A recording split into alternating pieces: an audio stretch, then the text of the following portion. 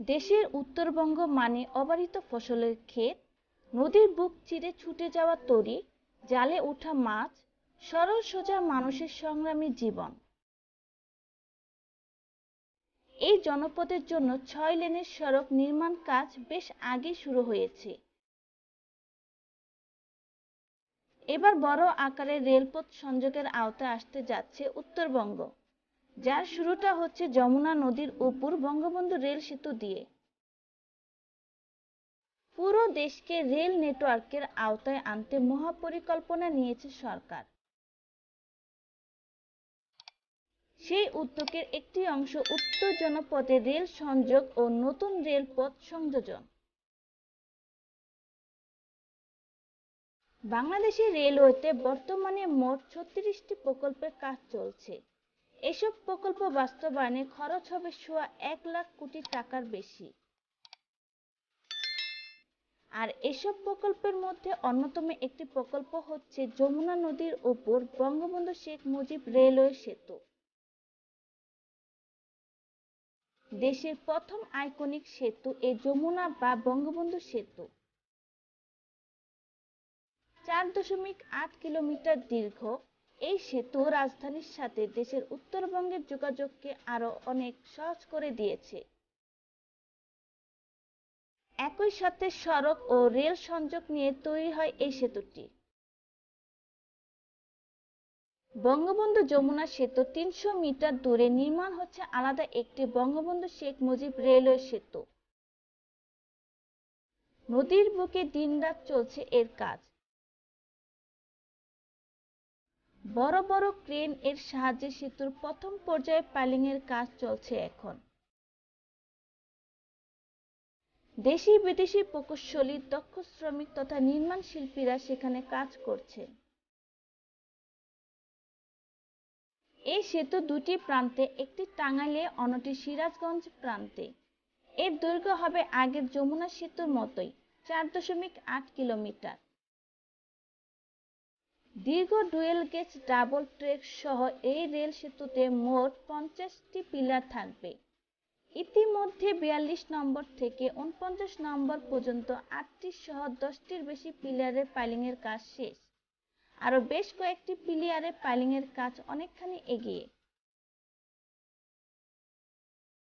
বর্তমানে যমুনা সেতুর ওপর সড়কের পাশে আলাদা রেল লাইন থাকলেও আলাদা করে এই রেল সেতু নির্মাণের যৌক্তিকতা রয়েছে।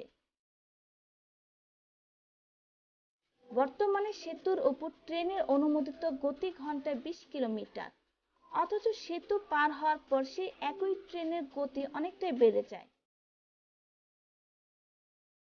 নতুন সেতু নির্মাণ হলে গতি কমাতে হবে না কোনো ট্রেনের। বর্তমানে সেতুর কাজের অগ্রগতি ৩৩ ভাগ।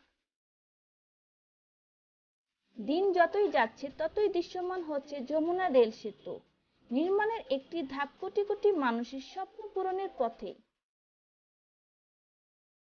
সেতুটি নির্মাণ হলে একদিকে যেমন উত্তরের যোগাযোগ খাতে নবদিগন্তের সূচনা হবে, অন্যদিকে খুলবে অর্থনৈতিক সম্ভাবনার নতুন দুয়ার।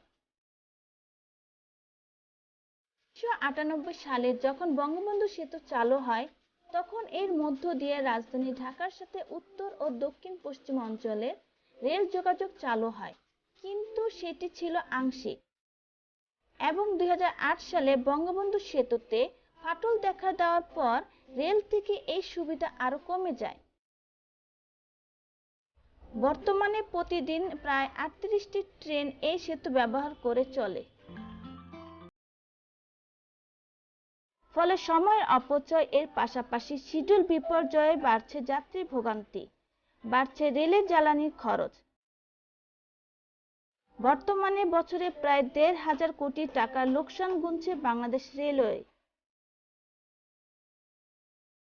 উন্নত রেল সংযোগ চালু না হলে এই ক্ষতি দিন দিন বাড়তেই থাকবে। দেশে বর্তমানে রেলের গড় গতিবেগ ঘন্টায় মাত্র ৫০ কিলোমিটার। কিন্তু নতুন রেল সেতু নির্মাণ হলে ডাবল লাইনের ট্রেন চলবে ঘন্টায় 100 থেকে 120 কিলোমিটার গতিতে। তখন মালবাহী সহ 68টি ট্রেন চলাচল করবে। পাশাপাশি আমাদের প্রতিবেশী বিভিন্ন দেশের সাথে ট্রেন চলাচলের আন্তঃসংযোগ সৃষ্টি করবে। বাংলাদেশের সবচেয়ে দীর্ঘতম রেলপথ ঢাকা কমলাপুর থেকে পঞ্চগড় পর্যন্ত, এর দূরত্ব প্রায় 505 কিলোমিটার। নতুন সেতু নির্মাণ হলে ঢাকা থেকে সিরাজগঞ্জ হয়ে সরাসরি বগুড়া, রংপুর, দিনাজপুর রেল সংযোগ শুরু হবে। নতুন দিগন্ত শুরু হবে উত্তরবঙ্গের। এই শেখ মুজিব রেলওয়ে সেতুটি উত্তরবঙ্গবাসীর জন্য সরাসরি আশীর্বাদ হয়ে আসছে।